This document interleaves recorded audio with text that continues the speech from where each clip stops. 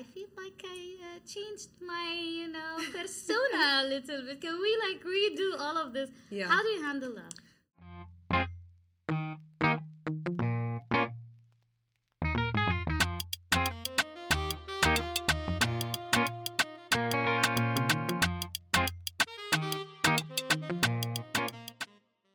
Hello, beautiful people, and welcome to Kandaka Talk. We have Sara, the very beautiful solo boss, to enlighten us about everything regarding branding.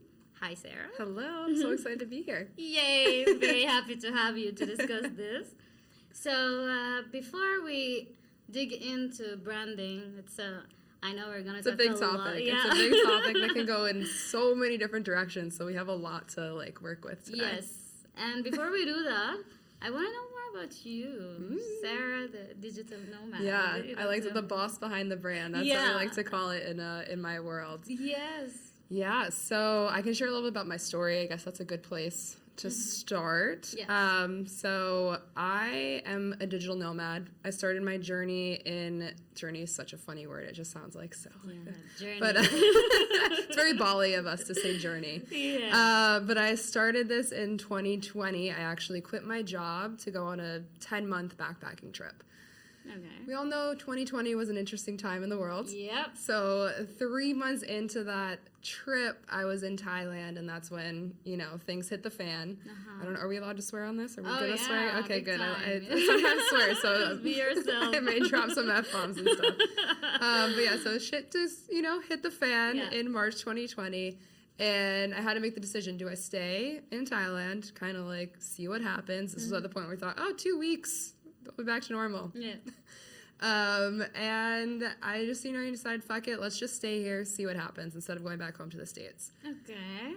Well, that turned into a year and a half of living in Thailand. In Thailand? Yeah, in total. So I was there for a year and a half. Had a few freelance graphic design clients before I went on my trip, one kind of main one and a couple little gigs here and there. Okay. So I'd already planted the idea of, maybe going out on my own and starting my own business. But that was maybe after this trip, I'll look into it. Yeah. COVID pretty much forced my hand. Yeah. So I was like, okay, if I'm going to keep staying here, I kind of love this lifestyle of being able to live and work from anywhere. I got to make some money. Yeah. So I started going to more entrepreneur meetups and digital nomad, just gatherings. It's available in Thailand. Yeah. So this was huge on up in Chiang Mai was great, tons of co-working spaces. Nice. And then I went to Koh Phangan down in the south and Also, you can find digital nomads. Yeah, we actually were kind of the crew that started building it up. Because it was kind of the people that were stuck there were digital nomads or interested in becoming digital nomads. Yeah. There weren't tourists coming in and out, so it's kind of a cool time to really start to connect with people. So I started to go to these events, and then eventually was you know what, let's do this. And I decided to go all in, and started to build my branding business really in 2021. Okay. Yeah. And now it's 2023. I'm still doing it. Nice. Plenty of ups and downs. Yeah. But I love it. It's so much fun. And I know we've gotten to work together in workshop settings. It's been a ton of fun. Yeah. And that's one of my favorite things about getting to do this is to meet people while I'm traveling and hear people's stories, connect with people, and just inspiring. So many different types of businesses, and it's really fun to get to work with people. Awesome. So COVID actually worked in your benefit, I have to say. It did. It kind of it just pushed me. Yeah. It was just do it. Let's just go for it and see what happens. Wow. Yeah. Imagine how your life would be without that trigger point, I know that was the thing that definitely did it. There's definitely that's just kind of in my personality. I think that was all right, let's just go and see what happens. I've done that so many times in my life, so it's yeah, of course I was gonna go do that. Awesome. Well, power to you. Let's cheers to that. Cheers. I made you some green tea. Who doesn't love some green tea? Yeah.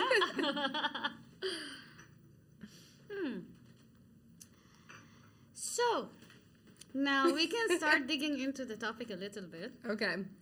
So, what inspired you to get into branding itself?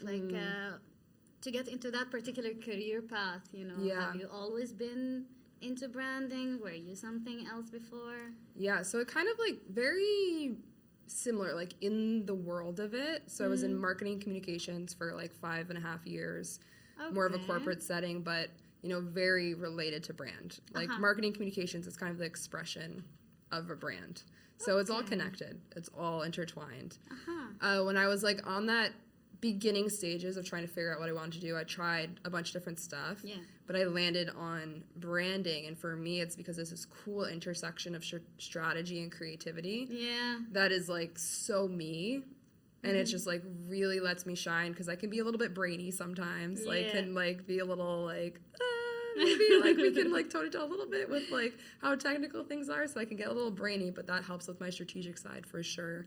And then I also love to be creative. So I love like bouncing ideas off of each other. I love doing design, so it's this perfect little mesh of the things I love. Nice. Why do you think branding is so important? I mean, nowadays, like, it's 2023, everybody knows the importance of social media and marketing itself, but like a brand strategist, until this very day, like, not many business owners know the importance of a brand strategist. So why do you think it's so critical? I think it's important to like understand what brand is, to understand like why it's important. And it goes back to like, again, it's about this feeling people get when they think about you or anything associated with you. So it's basically like your reputation. So when you think of it that way, it's like, of course, this is something people should be considering and thinking about. And it's important to realize that because of that, it's about the people on the other side. It's not necessarily about you or your business. It's about other people's interpretation of you and your business and what you're putting out there. Right? That's what a reputation is. So when you realize that, that means there could be 100 people in the room. Each one's going to have their own connection and interpretation of the person standing in front of them or the business standing in front of them. And that's where branding gets to be so powerful and important, because it's a tool you have as a person, as a business owner, to make sure that those 100 people in the room have as similar of an experience as possible. It's so crucial.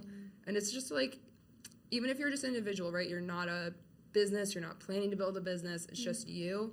It's the clothes that you're wearing, your attitude when you're interacting with people. All of these things help to build your reputation. Personal brand. Yeah, exactly. So all of these little pieces start to add up and help to form your reputation. Interesting. How do you think, like, let's tap into that topic, the personal branding.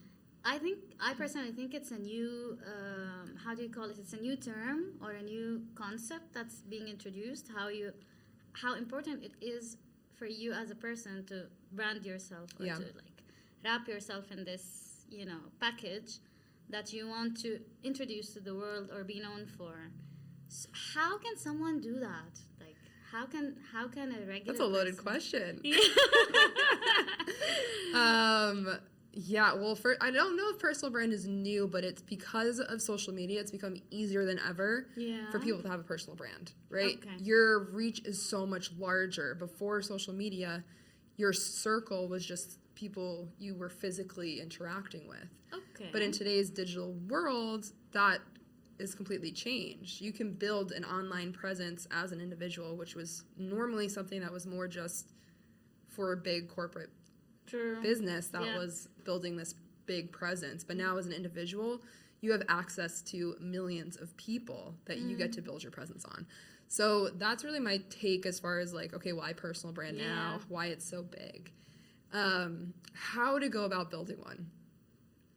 Wow, this is a huge one. The first place you have to start, though, I like to call it your brand heart. And it's getting super clear on your vision, your why, your mission, and your values. If you're not clear on that, like, we need to know what direction we're going in. Because if you want to build a personal brand and your vision is to just build an audience, then that's a different type of thing. Like building, maybe you want to go a content creator, you just want to build a big online presence. And maybe eventually, get brand deals, possibly sell someone like ebooks and things like that. But that's a different direction than someone saying, I want to build a business and leverage my personal brand to help me. So you have to get super clear on like your vision in the first place. You have to get clear on why you're doing this in the first place, because if it's just to make some money, you're not going to go far. It's going to be hard from an internal perspective to keep going when things inevitably go wrong. And let me tell you, as a business owner, things will go wrong. Yep. And there's going to be times when you're like, I don't know if I want to keep doing this. And like all these doubts and fears, it's natural for them to come up. Yeah. If you have a powerful why and you're connected to this vision you're trying to build, that's something you get to come back to and be like, have that moment of dread, but come back and like have that reconnection to know this is why I'm doing it and help move you forward. So that's one piece is that internal side. Yeah. And externally, like people want to buy into something that means something, that they connect to, that they believe in as well. They don't want to just give money to someone for the sake of giving money to someone. Okay. If they're going to do that, they're not likely going to buy again or connect with you again. They're just coming for something quick and leaving. Okay. They're not really connecting with you on a brand level. Yeah. They're just kind of coming to you for the thing they need and moving on. Mm-hmm. So starting with those are so important. Values, crucial. How are you going to know the right people to partner with, the right people to hire, the brand deals that you want to go after, the people, even if you're not building a business or anything like that, the people you want in your circle that are going to support you. That's where values are crucial. Yeah. It's going to give you that compass of where to go. And that's what all of that pieces of the brand heart are really, that compass as you start to navigate building your business or just in general a personal brand. Wow. So much psychology, like human psychology into it. Yeah, you know? there's a lot too, yeah. Like I always thought like branding people, branding specialists, you do the designs, you're mainly like, artistic in a way, and technical and strategy as well. But I never thought that you guys actually deal with human psychology. Yeah. Big time. Big time. You know? I mean, like, tell me like your experience with clients, like a client you don't know anything about and you're introduced and they don't know this core values, like the why am I doing this, and so on. It's like having to be a shrink to like pull this information out of them to be able to do their branding. So I know. It's so funny because people, sometimes they come to me and they're like, a little nervous or not sure if they know the answers to these questions when I tell them we're going to go through all these different types of stuff. Yeah. The truth is, people do. It's just they need someone to ask them the right questions. They need someone to help pull it out of them because they're so close to the thing. It's hard to see it. But that's happened so many times where people actually, like, you do know. You just need to, like, have someone ask you questions. And my favorite question is, anything else? Uh-huh. Oh, can you expand on that? What do you mean? Like, those little questions just have someone think, because sometimes their initial answer is like short and sweet. Yeah. But it's like, okay, what else? Uh-huh. Can you explain that a bit more? Ooh, what do you mean? Those little questions. They need the poke. Yeah, they need the poke a little bit because it's hard to express something that's so personal when it's your personal brand. That's why anyone who is a brand professional, whether they're just a designer or a strategist or a mixture of both like I am, they will tell you one of the hardest things to do is to build their own brand. And it's why so many branding experts like avoid doing their own stuff. They're like, I'd rather do it for a client because it's simpler to see things in other people than sometimes for yourself. Yeah. How did you build yours? Ooh, a lot of reflection. It looks amazing. Thank you. Yeah. I love it. It looked different about less than a year ago. I recently did a rebrand. Yeah. But it's going through the same exercises I take my clients through and like working through those things, like what's important to me, that brand heart I talked about, digging into who my ideal audience is, what the competition looks like, and what my unique positioning and difference is going to be, building out my brand personality and connecting to that. What does that look like? The tone of voice, the words I want to use. And again, that psychology piece, that actually working through like brand archetypes and figuring out which personality archetype I am, building out the messaging, and then of course finally the look and feel. So it's the same stuff I take my clients through. I did it at a much slower pace than I would do for a client because it just takes a little bit of an extra time Yeah. when you're doing it for yourself, and it's something you sometimes avoid. But yeah, we got there.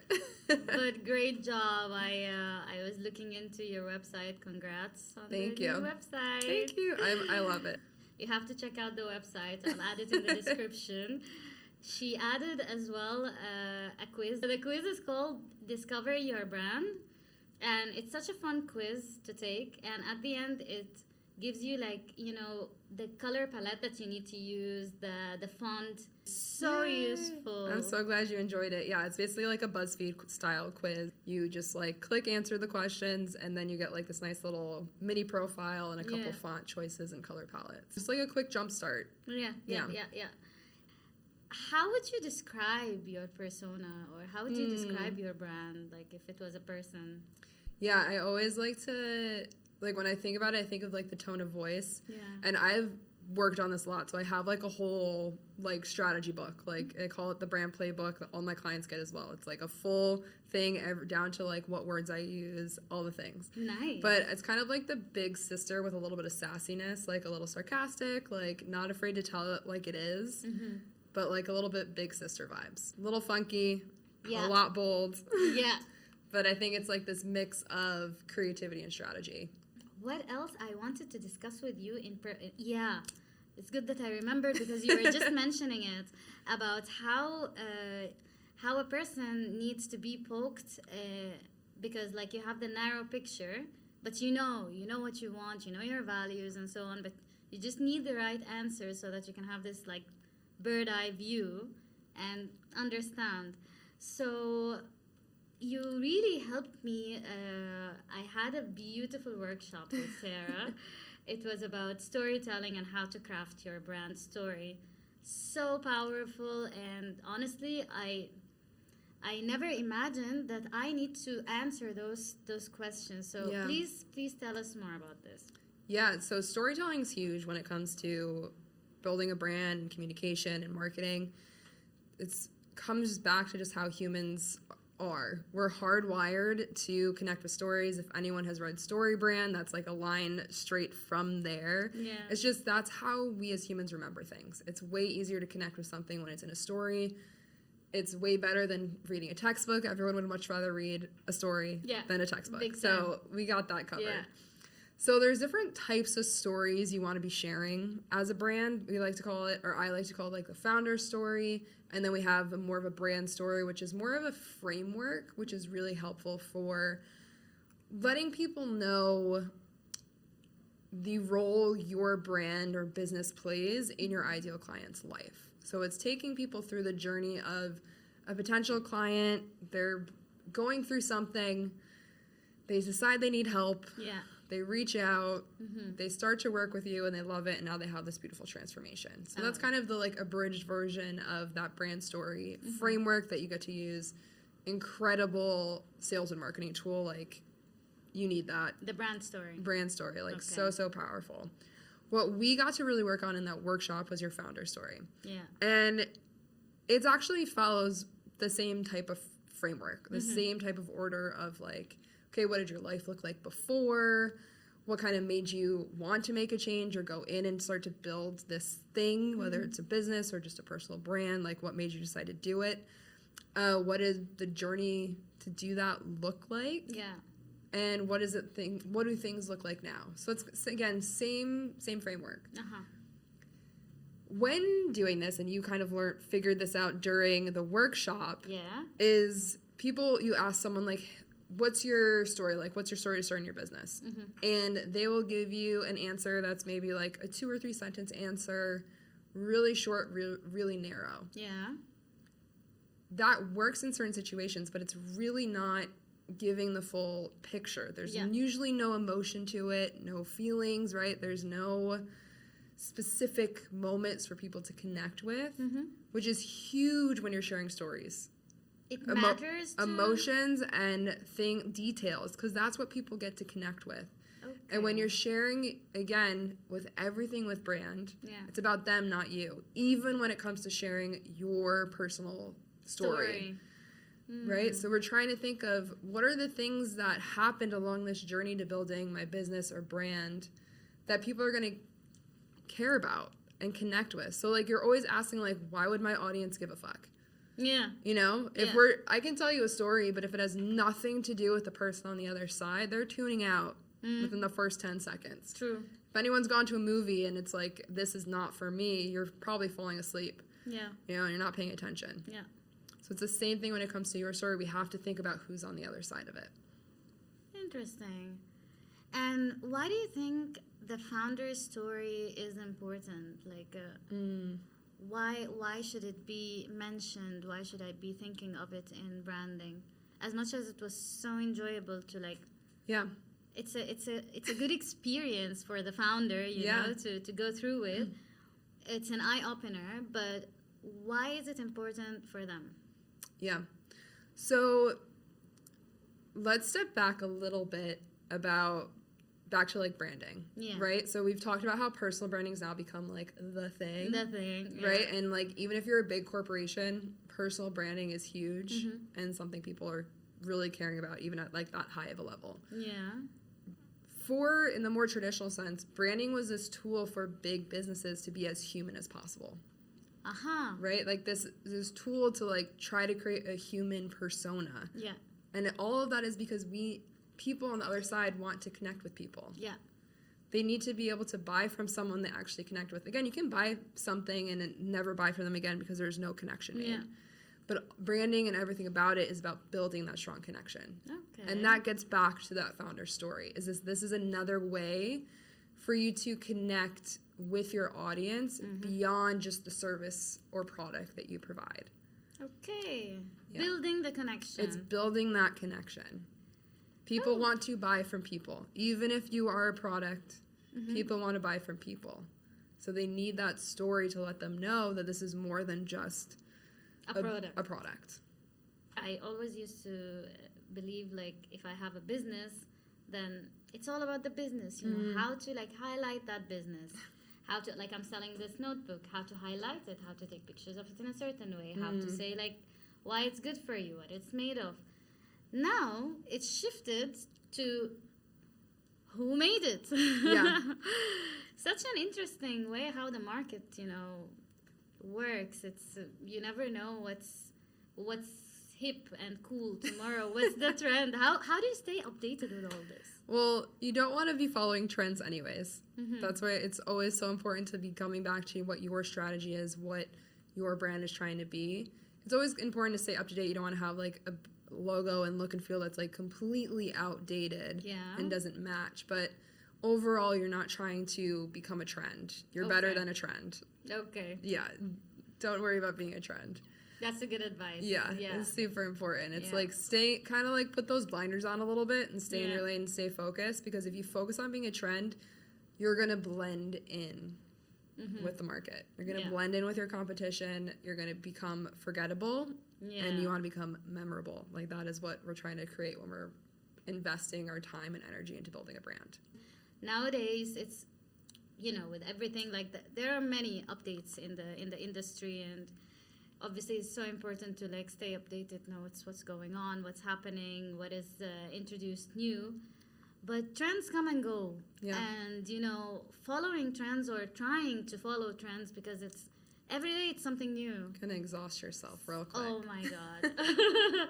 It's exhausting. It distracts you from, you know, the goal. What am I doing? Back to the values.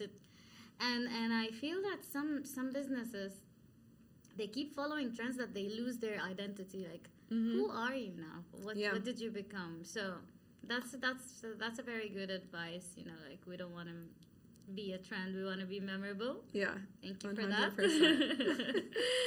So I wanted also to discuss with you, like, you know, forming a strong brand it's all about, you know, the strategy, the story, is it a visual thing? Should we, you know, focus more on how it looks visually, or more on the value, or more on something else?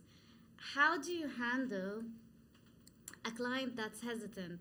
Like, how do you handle a client that does not know? Obviously, you go through what we discussed, you know, all the methods and so on. But what if that particular client comes back to you and tells you like, oh, I feel like I changed my, persona a little bit. Can we like redo all of this? Yeah. How do you handle that? So I find when that happens, it's because you didn't go deep enough. It's because you asked surface level questions and got surface level answers. Okay. So the result is surface level. It's something that was simply based on aesthetics and not based on an actual strategy. So it's going to be huge when you're doing this branding process is to really consider, one, what stage you're in. So if you're in the early stages, maybe you do just need something that, hey, I just need something that is going to look good. I'm not too stressed about it. Simple, but like look good where I'm not like embarrassed or not even embarrassed, but also just like it's holding me back from showing up online. That's one of the biggest things I hear is like, I'm ready to go, but like the visual aspect is like stopping me from showing up online. And that's where it's like, hey, go take the quiz on my website, get those colors and fonts and like just run with that. Very simple, right? So one, it's the stage you're in to understanding what you may need. But usually I find if someone is like, ugh, I don't like my branding, or every 6 months they're kind of like, I need a refresh, is because they didn't go deep enough. Okay. And personally, with my method of working with people, doesn't happen. Really? No. It's because we've actually gone through and done enough questions, and we're doing the strategy as well. Yeah. Or I've asked enough, if I'm just doing the brand design, I'm still asking enough questions where we get to the right point. I also have like my mood board. We don't move past that until it's right. So that it's like, okay, like we got the visual down so that by the time we do the full brand identity, it's clear.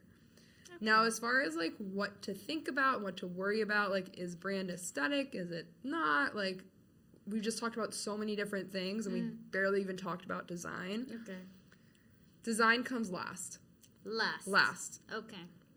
Same with naming and like a tagline, last. And that's because all of those things are an expression of your strategy. Okay. You have to do the rest of that strategy work first so you can determine, okay, how does this now become expressed visually or through words? A lot of people like to start at the end. Exactly. Everybody. And that's where we get to the issue of like, this doesn't feel like me, or like, I love it, but not anymore. Yeah. It's because you didn't do the initial work. Okay. That's such a misconception. Like, I even fell for this trap, everybody likes to start from, what will I name it? The business. What colors will I choose? What font will I choose? Yeah. And then, the value and what I want to present and everything we just discussed, that comes later. That will come later, That will come later. Let me just look nice, It really makes me feel like it's shallow. It's shallow thinking, Yeah, it is. Yeah. And I know we've kind of mentioned it in like before we started recording, right? You can have a personal brand even if you're not building a business. Yeah. So even if you're just like in the job market, right? Like it's still like how you're presenting in an interview. If you don't know the job you're going after, the like environment you're trying to be in, like what that business is all about. If you're not clear on like the position you're going for, your perspective and values, like your resume isn't going to be highlighting the right things. Yeah. The way you show up for the interview isn't going to match. Right? Like if you want to go to a like laid back, more like tech company and you're showing up in a 3-piece suit, like mismatch. Yeah. If you started with the 3-piece suit, you're kind of doing it backwards. So we got to like figure out like who are we showing up for? What is that? Like, is that even me? Am I that 3-piece suit person? And maybe this tech company that's more laid back and is like just t-shirt and jeans is not the right fit for me, and I want to go more of a traditional route. Okay. So it's all of these things go into like, it's the same type of thing when you're building a business and a brand, is you have to start at the foundational level first. Wow, it's really like so interesting to realize like the amount of work that's in the background that has to be done before this brand comes to see the light. You know, little did we know. Really. I know, it's like if you think like there's images, you'll see it if you do a quick Google search, but that iceberg imagery is like such a great representation of brand. It's the top is the logo, the colors, the fonts, the cool like website, and then underneath is everything we've been talking about. Wow. Yeah. So interesting. And how can you, like as Sarah, with your clients, how can you measure the success of a strategy you built, or like a certain branding that you worked on? Yeah. How do you measure that? Yeah, so that's one of the things that always gets people hung up is like it's hard to measure sometimes. Yeah. Is the actual thing, but it's about growing a community and connection. Again, going back to what your vision is and like what you're trying to build. Yeah. It's going to show up in your sales, in your bottom line. Like, is this actually resonating and connecting with people? It's hard to be like versus a like marketing campaign where you can see like, oh, or an ad campaign, right? You put this much money in, it was this cost per click, and this is how many people converted. Yeah. You can't really do that necessarily with branding. But that brand strategy, that initial groundwork, is laying the work for that ad campaign. Okay. For the marketing you're going to be doing. Even for your sales process. Like, that can be informed by your values and the way you view things. So it can see, like, is this working and is this connecting? It's having conversations with your customers or potential clients and being like, oh, I'm talking about things in this way. They're talking about things in this way. We need to like get back and align. So it's going out to your audience, your customers, and making sure things are aligning. Hopefully you've done that in the initial process, done some market research, some interviewing and things like that. Yeah. But that doesn't mean things don't shift and change. Okay. Because in the early, you might make some assumptions at first, you know, and then like as you start to go, you start to get more feedback. Yeah. And you don't think there's anything wrong with like coming up with a very nice strategy, very nice branding, and launching everything, and then the feedback isn't as expected due to many reasons, and with the clients or with the customers is not really aligned. You don't think there's anything wrong with like going back and let's restart and do everything? It's fine. It depends on what the issue is. So sometimes you just need a refresh, sometimes you need a rebrand. But also, hopefully you've done the right type of work in the first place, where it's not like you've done all this work, you launch, and it's like, people are like, what the fuck just was I looking what at? happened? There are plenty of major brands that have done like wild, visual brand things, and you're like, what were they thinking? And it's like, clearly they got wrapped up in something that wasn't actually listening to their audience. They got wrapped up in some like cool trendy thing, The trend, or they went down on a crazy path. But in general, hopefully you've done the right work, but sometimes you might have to do a little refresh, and that's just just tweaks. Just tweaking. Sometimes it's just adjusting your messaging. It's not that the overall direction of your brand, because that's really what the strategy is. Is this is the direction we want to go in. Okay. And this is the like guiding kind of, if you were bowling, the like guide rails that come out, like that's what your brand strategy gets to be and help guide you along. Okay. And then you get to make tweaks and stuff in marketing and your messaging. All right. Okay. So like basically building the foundation, you sort of guarantee how things will show up later on, like how you will deal with it, how you'll steer the wheel after you launch. Yeah, but sometimes this happens too, where you make an assumption about who you want to work with. Yeah. And you realize, I don't actually like working with them.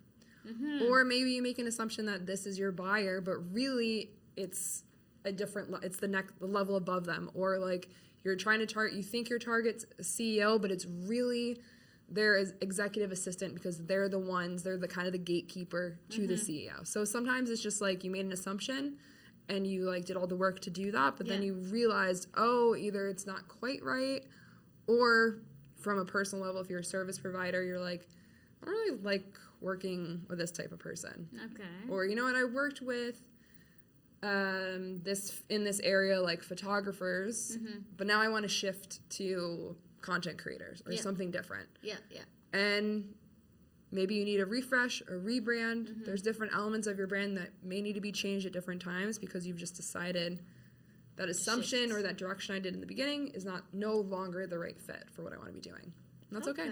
And that's fine. Yeah. That's okay. All right.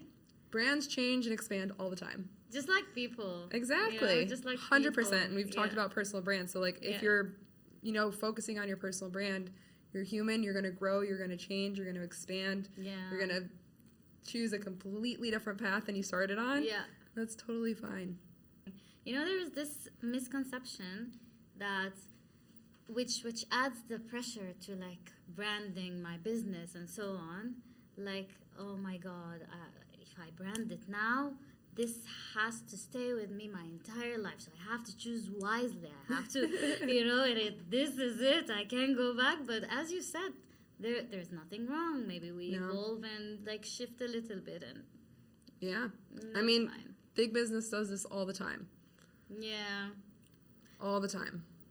Speaking of, what businesses or like what big, companies or what inspired you recently or like throughout your life? What certain campaigns or branding directions that you felt like, oh wow, you guys like outdid yourself? Yeah.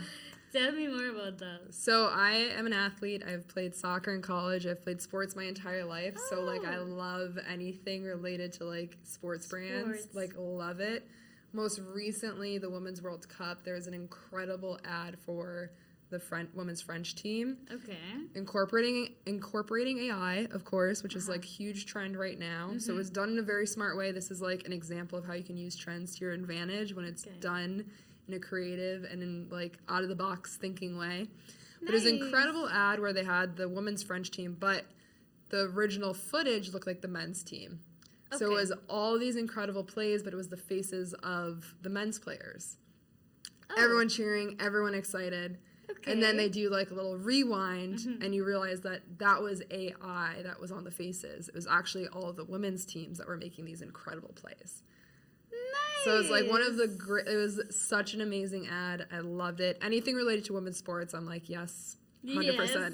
Yeah. Oh my God, I'm gonna go look into it. I want to see it was like such an incredible ad. So cool. For me, when I think of branding, off the top of my head, the biggest, branding of a company that comes to me is McDonald's. Like the golden arches just like immediately up in your head. And like just mentioning it right now, it just brings this cozy, fuzzy feeling of the fries and life is good again and this attitude branding, the feeling that they transmit to the customers, and while the value itself is shit. The value itself is not good at all, like nutrition wise, health wise, and way beyond this, it's not good at all. But how did they manage to make all of us so like nostalgically associated to this particular brand?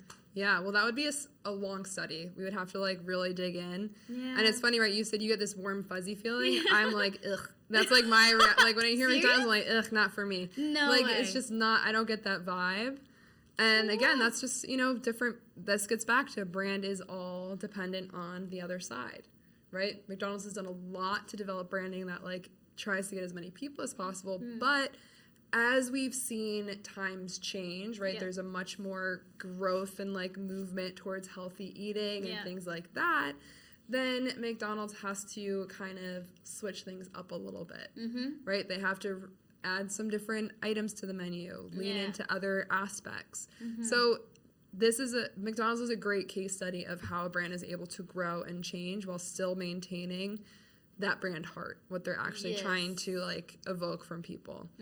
And as far as a feeling, that's what a brand is, right? That initial feeling, gut reaction people get from a brand. Yeah. So McDonald's has done a lot to do that. And more recently, I would say trying to lean into maybe a little bit more nostalgia, right? As things have shifted, it's like, okay, we can do some like healthier options, but we also can like lean into the idea of like the nostalgia aspect as well.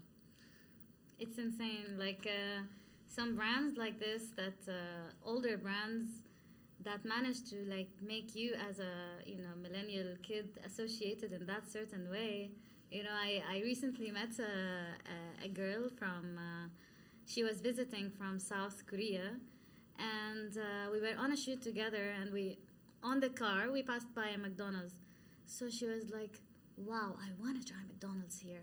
I was like, you do? She was like, I have it a goal. I have to try McDonald's in every city I visit in the that's world. such a thing with McDonald's. Yeah, It's a thing. It's like such a strong brand. Like I definitely aspire to make that connection. You know, have that loyalty. It's insane. It's insane. Yeah. So inspiring that you managed to accomplish something like that. Yeah, it's crazy. Like these companies that have been around for so long. But it's so important to remember, like, that wasn't built in a year. It wasn't built in 2 years. It was built over a long period of time. Yeah. So I remember I was doing a workshop here talking about brand, and someone was like, how can you build a brand quickly? You can't. It's just, you just can't. And if you do, it's usually because you went viral really quick. But it's really hard to maintain that if you lack some things, if you don't have the depth of things we've talked about, and there's not a right match. So that's why brand is built over time. Takes time. Yeah, like it comes back. Remember, it's your reputation. Yeah. So your reputation isn't built from one interaction alone. Yeah. It's built over time. Maybe with one person, there's one interaction that didn't go great, and that's the reputation with them. But your overall reputation isn't built in 1 hour or one moment. So remember that when building a brand. Yeah. There's no shortcut to There's it, no shortcut. definitely. No shortcut. Wow. Patience. Which is so hard in today's world, but you gotta find a way. Yeah, honestly, with everything like happening so fast, everything's so fast, and like you would assume that you can manage to like build something that's so, you know, rooted, so strong in no time. There must be a shortcut, you know, come on. But there is none. No, the shortcut is doing the stuff we've talked about. Yeah. And doing your market research, doing the foundational work.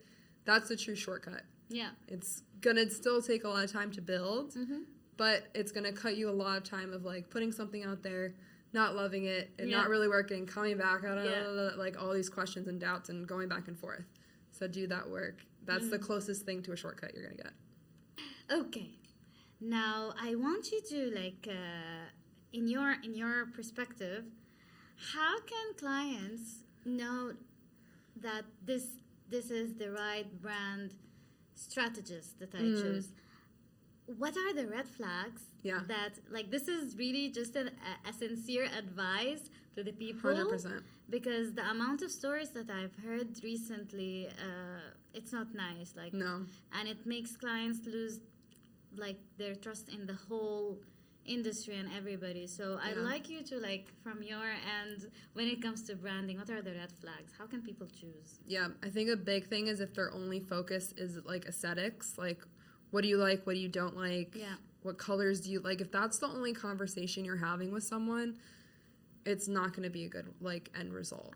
It's going to be really hard to nail down what actually is going to work. Okay. The next big thing is make sure that there's someone who does more listening than talking. Okay. Because that's the true role of someone who's doing either brand strategy or just brand design. Because some are just brand designers. Okay. Some are brand strategists, and some are both, like me. I do both of these pieces. Okay. But make sure it's someone who asks more than they talk.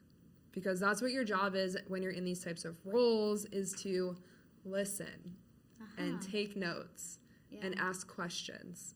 Okay. I'm not here to give an answer in that. Like, that's just not the role that you're meant to play. I'm supposed to kind of be like an investigator. And I want to learn more and get to know you, and then go and sit and like use my brain to interpret. So make sure that person is more interested in what you have to say than them just talking. That's super important. There you have it, guys. Huge. And also, like, price point. If someone's really, really low, be cautious. Really? Yes. Okay. Yes. That's interesting. Why so? So sometimes it's just someone's in the earlier stages, and that's totally fine. If like, hey, we're just starting out, and they're like, that's different. Yeah. But if someone's charging low, it's usually kind of, again, a sign that they're going to only ask aesthetic questions. It's a sign they're not going to go deep enough with what the kind of things they need to know. So it's an easy indicator of what kind of experience you're going to be getting. Oh, very interesting. It's super, like, obviously, you could have, like, some people go on sites like Fiverr and Upwork and they happen to have a good experience, but it's much harder to have a good experience on there when it's a very low price point. Wow, that's Because if someone's doing the right kind of work, yeah, there's a lot of value to that, right? And they need to be valuing themselves and all these things, and they have to know what they're doing. So just be cautious. It's a good initial indicator of kind of what experience you're going to have. pricing. Yeah. Wow, the amount of people who go for just the cheapest. You get what you pay for. Exactly. What you pay for. Exactly. Especially in this industry. You know, like you get so many people who can do content for you, do the strategy, do the branding, and so on. But you get what you pay for. Right. You know, you can't come back and complain. That's a great advice, really. Like the red flags, how to, like, you know, be cautious and how to choose well, because, you know, what you choose is going to, like, identify how you will be, like the future of your brand, how you can get more clients, how you can. You're saying something that's so cool on the website, how to change from chasing to attracting your dream client. So I guess you really, like, wrapped it up in a nice way. Wow, that was one juicy business talk. It's always insightful to have you, really. And I wish we managed to do this one more time. Definitely we'll have, like, a lot of questions and so on. Yeah, I don't know. Maybe not in this amazing studio, but Yeah, I know I'm you're leaving soon, but I'm so happy you managed to come, and so happy this that we was caught great. you. Thank you so much for having me. This is great. Thank you so much for coming. It's always a pleasure, really. And I'm going to add the website to the description. You guys need to check it out, and everything that has to do with this incredible, insightful branding genie. Everything on the description. And Instagram's a perfect place if you want to get in touch. Yeah. Solo Boss Design Co. on Instagram. So if you have any questions after listening to this talk, or just want to poke around what my design style is and what I'm all about, that's a perfect place to start. Check that out, definitely, for sure. And I guess that's a wrap for today. Awesome. Thank you so much, and thank you everybody who has been watching. I'll be waiting for all your comments. Let me know your thoughts.